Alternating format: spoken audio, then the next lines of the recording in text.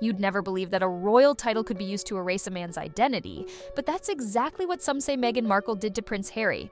In a twist that stunned even their closest allies, Harry's own legal name vanished from his daughter's birth certificate. And the fallout was more explosive than anyone imagined.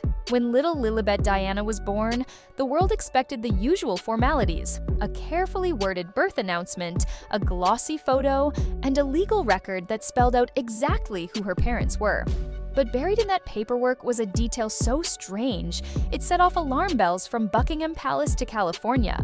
Instead of listing Harry's actual name, Henry Charles Albert David, the birth certificate called him the Duke of Sussex as his first name, and his Royal Highness as his last. Just pause and think about that. Imagine handing over your child's birth certificate to a passport officer only for them to squint and say, "Sir, this isn't even a real name." To most people, it looked like a bizarre joke, but to those who know how the royal world works, it felt deliberate, because this wasn't a sloppy mistake by an exhausted hospital clerk. It reeked of a quiet maneuver, one that could give Meghan more leverage over her children's legal identities. And that's when people started asking the question nobody wanted to answer. Was this just paperwork gone wrong, or the first move in a calculated game of control? While the public argued over whether Meghan and Harry had permission to name their daughter after the Queen's private nickname, another deeper drama was unfolding. Titles are ceremonial, but birth certificates are legal. They're the foundation of passports, custody rights, and even inheritance. Leaving Harry's true name off the document wasn't just odd, it could impact everything that mattered. Some insiders whispered that Meghan knew exactly what she was doing. After all, she'd already made headlines when she removed her own given names from Archie's UK birth certificate years earlier. Back then, she erased Rachel Meghan and left only Her Royal Highness the Duchess of Sussex. That move was so unusual it sparked an entire media cycle. So, when it came time to register Lilibet's birth in California, was it really an accident that Harry's name was replaced by his royal styling? If you ask royal observers, it was a masterstroke of legal strategy. Because under American law, a birth certificate with only titles and no verifiable legal name can create confusion down the line. Passports might be delayed, travel documents could be questioned, and in custody disputes, the parent with the clearer claim on paper often has the upper hand. And that's exactly what happened next. When Harry and Meghan applied for British passports for Archie and Lilibet, they hit a wall. What should have been a routine process turned into a 6-month ordeal. Officials kept citing technical issues. Applications disappeared into bureaucratic limbo. To Harry, it felt like a conspiracy to strip his children of their rightful status. He was furious, more furious than anyone had ever seen him. Behind closed doors, Harry allegedly threatened to request every internal email related to the delays. He wanted receipts, proof that someone in the British government was deliberately stalling. At one point, he was so desperate he even floated using his mother's maiden name, Spencer, instead of Mountbatten Windsor. Think about the symbolism. The man who once stood steps away from the throne considering dropping the Windsor name entirely. Uncle Charles Spencer, Diana's brother, was reportedly supportive. He'd always resented the way the royal family treated Diana. If Harry became Henry Spencer, it would be the ultimate gesture of loyalty to his mother, and a slap in the face to the institution that drove her to despair. But even as Harry weighed that drastic step, he knew the consequences. Switching names would all but guarantee he'd never repair his relationship with King Charles. And it would draw a bright line through his children's lives, one that could never be erased. While Harry wrestled with his options, Meghan stayed curiously silent. She didn't comment publicly on why Harry's legal name was missing or whether she'd signed the paperwork herself. And that silence made the rumors grow louder.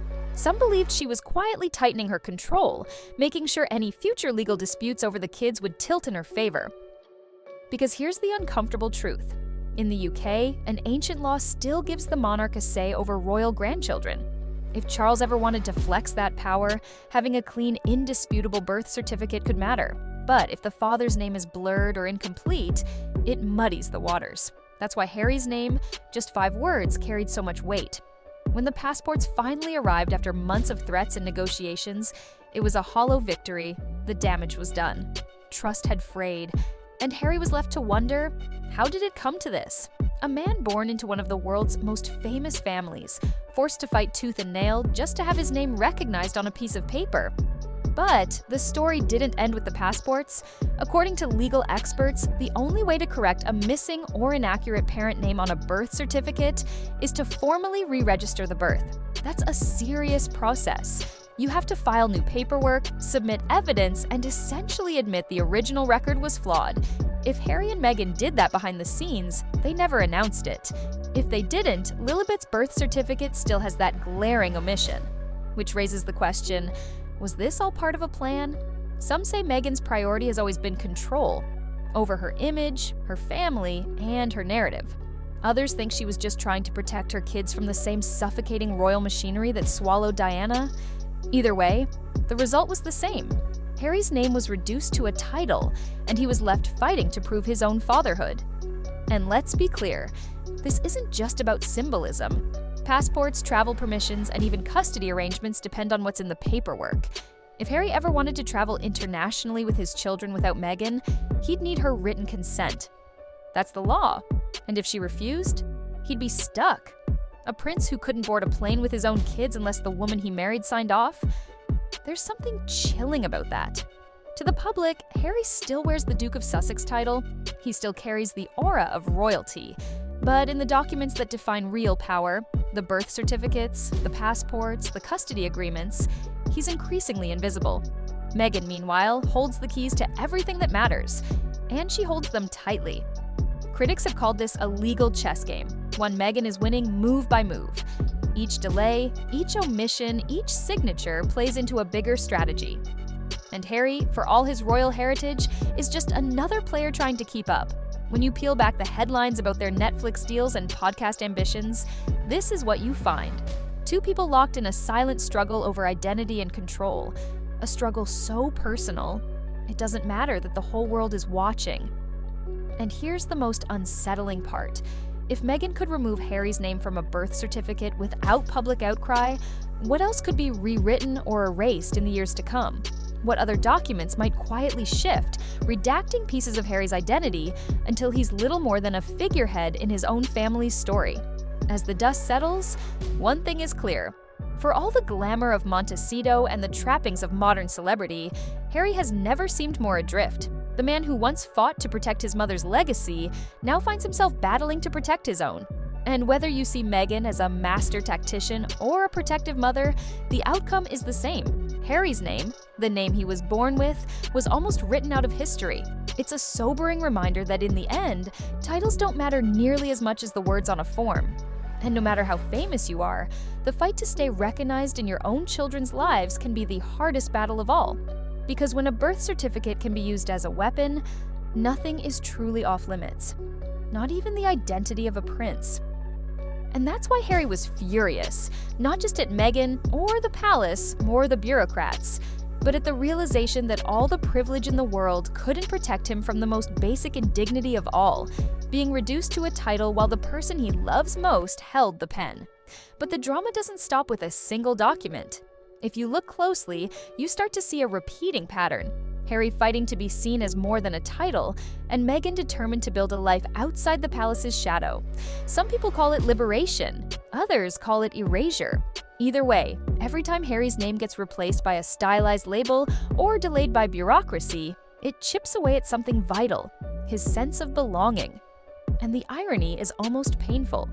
Harry spent years trying to protect Meghan from what he called the toxic media machine, shielding her from the same scrutiny that hounded his mother. But somewhere along the way, he seems to have lost control of the simplest things, like how his own children's names appear on official records. It's a reminder that freedom from the monarchy doesn't mean freedom from the consequences of leaving it behind. Some royal insiders have speculated that Meghan's approach to paperwork wasn't just about strategy, it was about sending a message. By refusing to play by the palace's rules, she proved she wouldn't let tradition dictate how her children were identified. But for Harry, the cost of that rebellion may be steeper than anyone expected. Every document stamped without his true name reinforces a quiet truth. He's no longer in charge of his own story. Imagine the conversations that must have happened behind closed doors in Montecito. Harry pacing the floor, demanding answers. Meghan insisting it was an oversight or a necessity. lawyers weighing in, advisors strategizing over damage control, and all the while, the press circling like sharks, waiting for the next leak or statement. For a couple who claimed they wanted privacy above all else, this saga exposed just how much control they were willing to sacrifice to keep hold of their narrative. Even now, the birth certificate has become a kind of symbol, proof that no matter how far you run from the palace gates, you can't outrun the power plays that defined your life inside them. It's a paradox Harry may never fully resolve. Because whether he likes it or not, the world will always see him as a prince.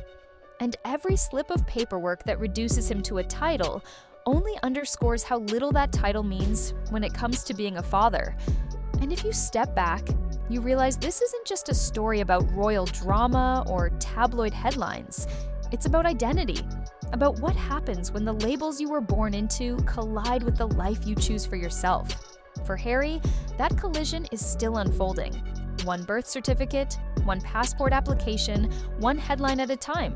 So the next time someone shrugs off these details as a paperwork error, remember this: in the world Harry and Meghan inhabit, nothing is ever that simple. Not the names on a certificate, not the rules about titles, not the silent battles over who gets to write the story.